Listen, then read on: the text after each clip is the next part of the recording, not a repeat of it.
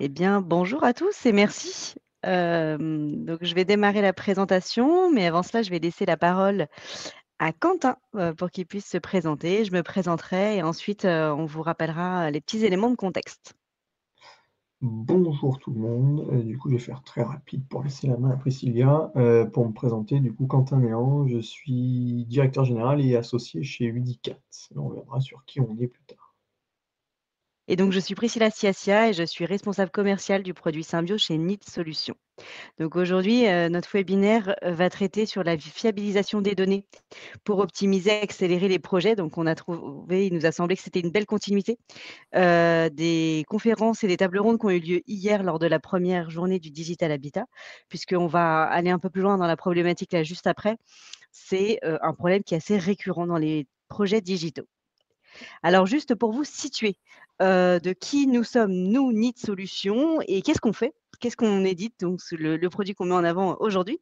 Need Solutions, donc on est une entreprise créée en 2003, donc qui a plus de 20 ans, créée par Cheikh Cissé, son fondateur. Et puis nous avons, donc développé et nous sommes éditeurs de la solution Symbiose, dont je vais vous expliquer très rapidement le périmètre fonctionnel juste après. Donc Symbiose, qu'on maintient et qu'on édite depuis 2017, qui est aujourd'hui adopté par une trentaine de bailleurs sociaux, et qui est un logiciel innovant, vous allez le voir, hein, qui gère toute la commercialisation locative des logements pour les bailleurs sociaux. Et plutôt, sur l'entreprise en tant que telle. Donc nous sommes une entreprise à taille humaine puisque nous sommes 12 collaborateurs, une équipe, dynamique et engagée, c'est important de le dire puisqu'on est vraiment dans un esprit de co-conception à l'écoute de nos clients, donc avec une approche vraiment personnalisée. Nous sommes basés à Paris. Sur le produit en tant que tel, puisqu'on va en parler, juste après, avec Quentin sur la valeur ajoutée justement de notre partenariat, c'est important que vous ayez en tête du coup à quoi il sert Symbiose. On va gérer l'ensemble du processus de commercialisation locative des logements sociaux.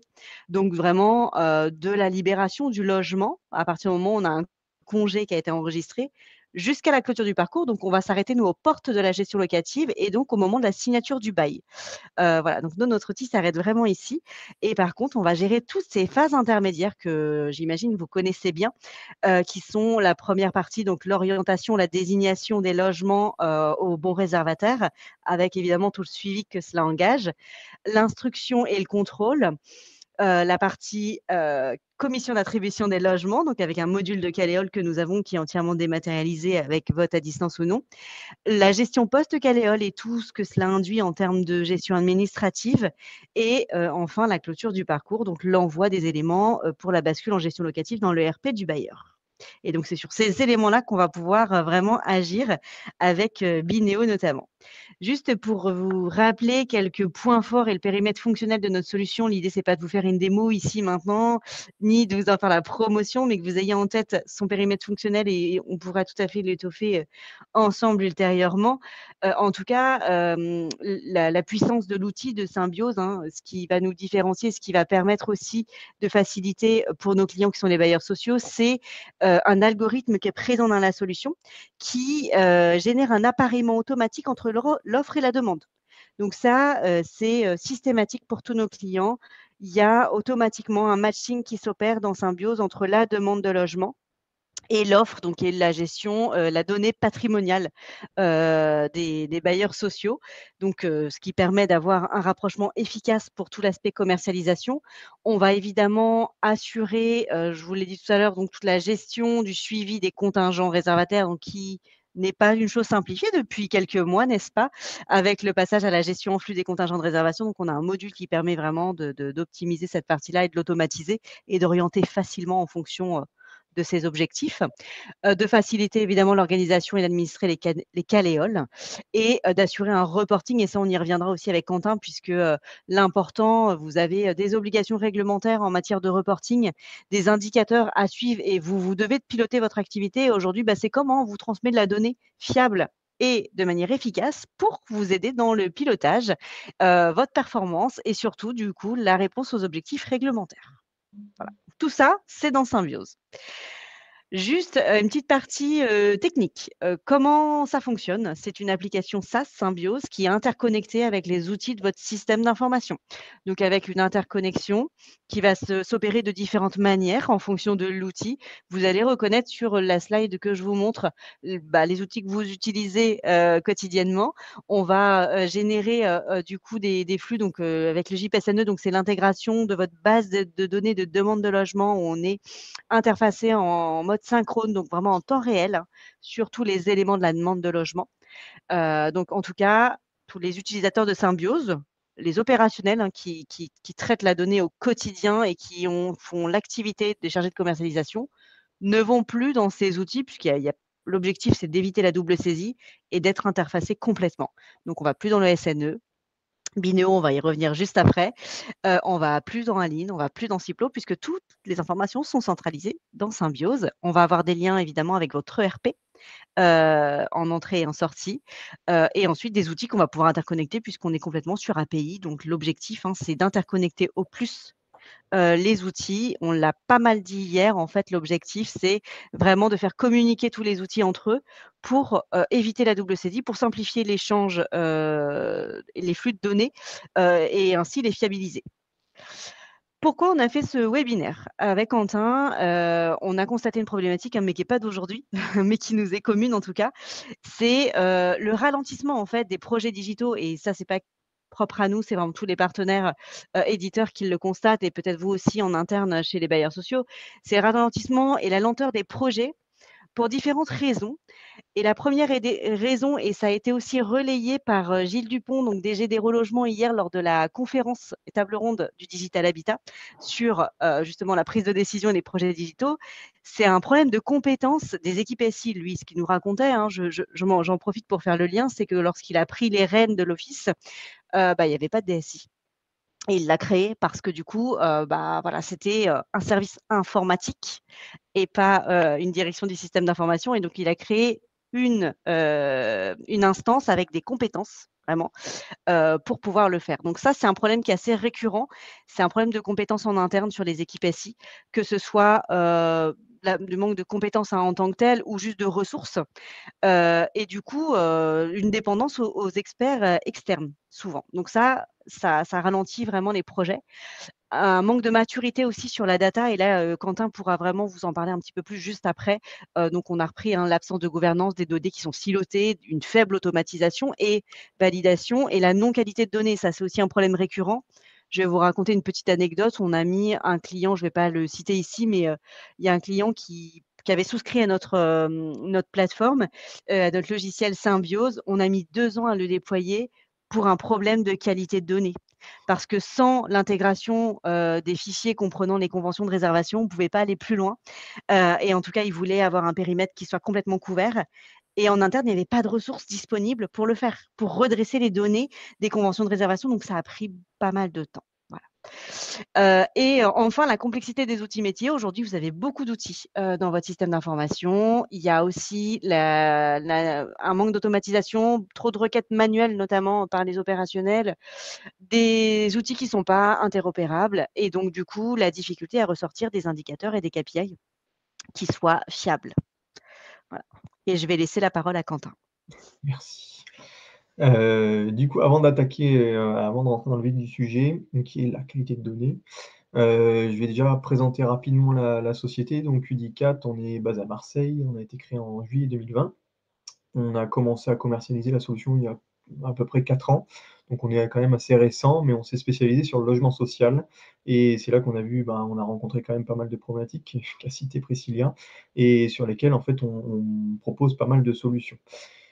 On est expert en système décisionnel et en traitement de la donnée et ce qu'on cherche avant tout, nous, c'est de vous rendre autonome dans l'exploitation de vos données. Ça veut dire beaucoup de choses, mais l'idée est là, c'est vraiment que vous avez plein d'outils et l'objectif, c'est que vous soyez autonome dans exploiter toutes ces données de tous ces outils-là. Les partenaires qu'on cite en dessous, notamment Lead Solutions, avec qui on présente le point d'aujourd'hui. L'idée ici, c'est surtout Priscilla en parlait très, très bien tout à l'heure, c'est vraiment que vous ayez un écosystème de solutions pour vous permettre, d'avoir réponse à toutes vos problématiques. On est là pour ça, on sait qu'on est des plutôt jeunes, sociétés, on propose des solutions innovantes. Donc l'objectif, nous, c'est vraiment de répondre à toutes vos problématiques dès qu'on peut y répondre. On peut passer. Du coup, alors Udicat, on est éditeur de la solution, innovante Bineo. Bineo, qu'on a développé pour le logement social au tout début, maintenant on est vraiment multi-secteur d'activité. Mais Bineo Immo, maintenant on est quand même, on couvre tous les besoins d'un bailleur social et tous les besoins d'un acteur de l'immobilier en général. Donc là, sur la petite carte que vous voyez affichée, on a à peu près, une vingtaine de références sur le logement social. On commence quand même à pas mal se faire connaître. On agit sur beaucoup de problématiques, ça va de la gestion locative jusqu'à la partie appel téléphonique pour les bailleurs sociaux. Donc on couvre vraiment tous les sujets et c'est ça l'intérêt d'une vraie plateforme décisionnelle, c'est que vous ayez vraiment réponse à tout avec un seul et même outil. Donc on parlait de centraliser, on parlait vraiment de simplifier les tâches, d'éviter les doubles saisies. C'est ça aussi l'intérêt d'une plateforme décisionnelle, c'est que vous ayez vraiment tout sous la main. On est référencé sur les plateformes d'achat, donc ça aide sur la partie contractuelle.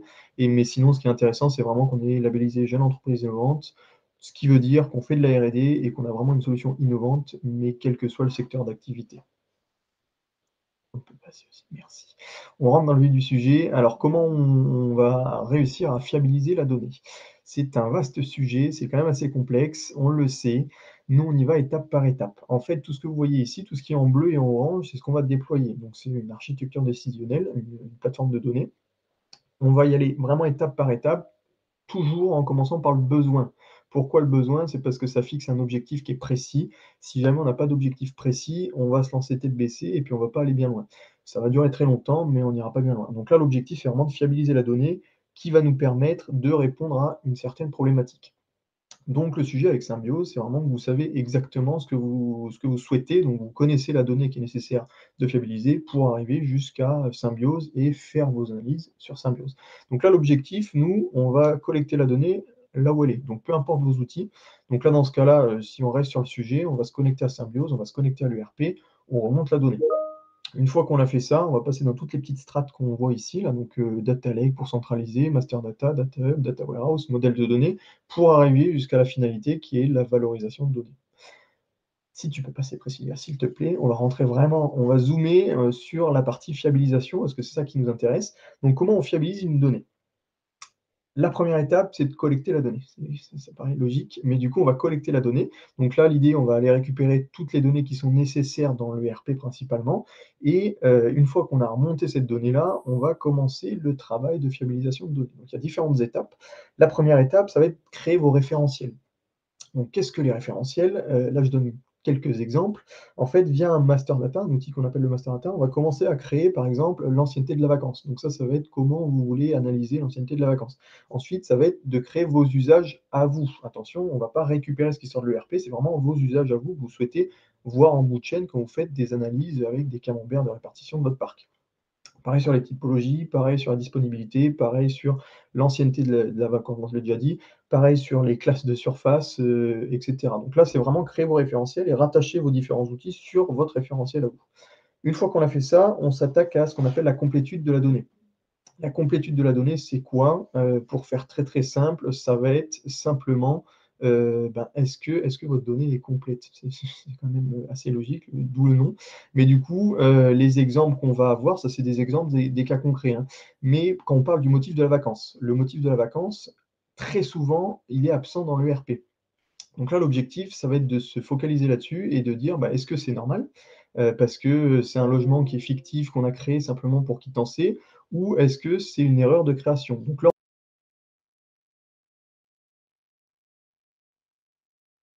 Je crois qu'on vient de perdre Quentin.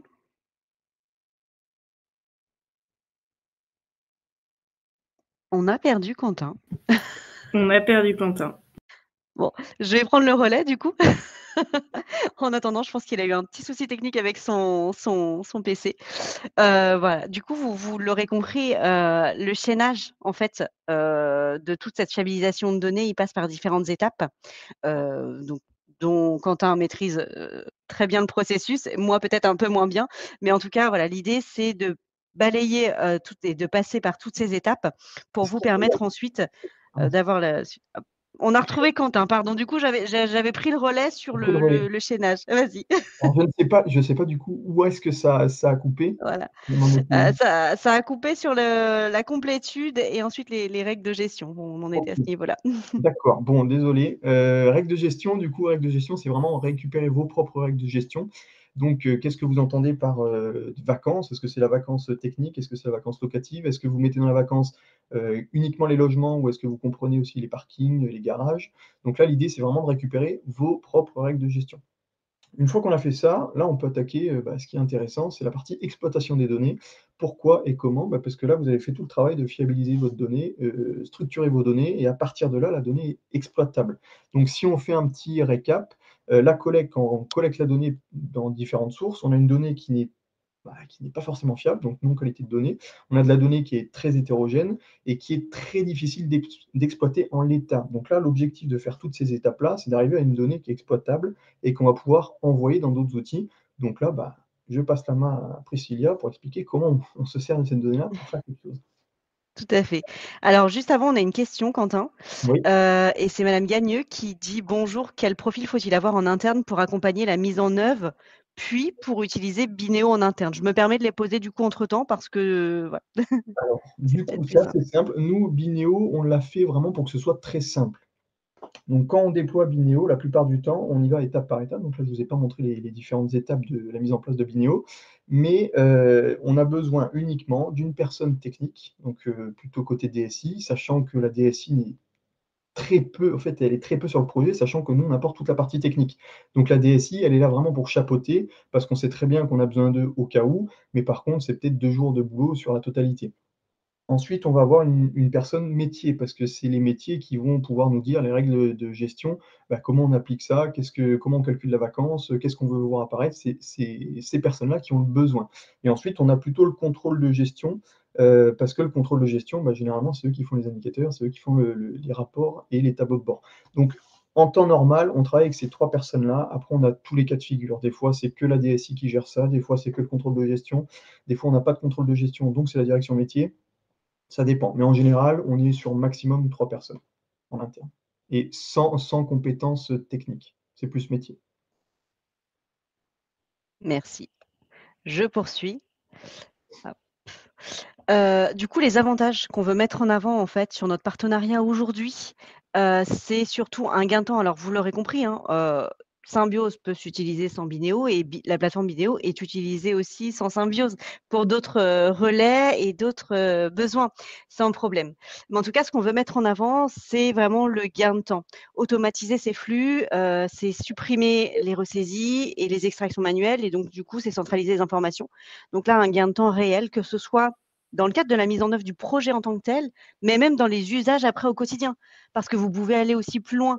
Alors nous, c'est vrai que dans Symbiose, on propose déjà, un certain nombre d'indicateurs puisqu'on a un module pilotage à part entière. Mais après pour aller au-delà, les utilisateurs Bineo, qui est combiné à Power BI, peuvent après derrière avoir vraiment, tout un tas d'indicateurs supplémentaires, nécessaires à l'activité. C'est surtout aussi en termes d'avantages fiabiliser, et mettre en qualité les données, donc des données qui sont mises à jour en temps réel, qui sont centralisées, et j'ai envie de dire qui sont pilotées aussi. Parce que c'est ça, la question souvent en interne, c'est qui prend, le commandement de la fiabilisation des données. C'est là une amélioration aussi de la productivité puisqu'on va simplifier des tâches et processus métiers, on va avoir une interface unifiée encore une fois par le biais de l'interopérabilité, c'est ce qu'on met en avant. Et bah, du coup, ça me permet de faire le lien sur l'interopérabilité, la flexibilité, une meilleure intégration avec d'autres solutions et API, puisqu'encore une fois, Bineo peut communiquer avec Symbiose, mais avec tous les autres outils de votre SI en fonction de vos besoins et peut aussi s'adapter à vos évolutions. Et pour finir, une meilleure prise de décision, puisque vous avez un accès en temps réel à des indicateurs consolidés et fiables, peu importe le domaine d'activité. Alors encore une fois, je ne vais pas prôner que la commercialisation locative, mais on est vraiment sur un ensemble, de votre activité. Écoutez, les 15h40, je pense qu'on a fait le tour.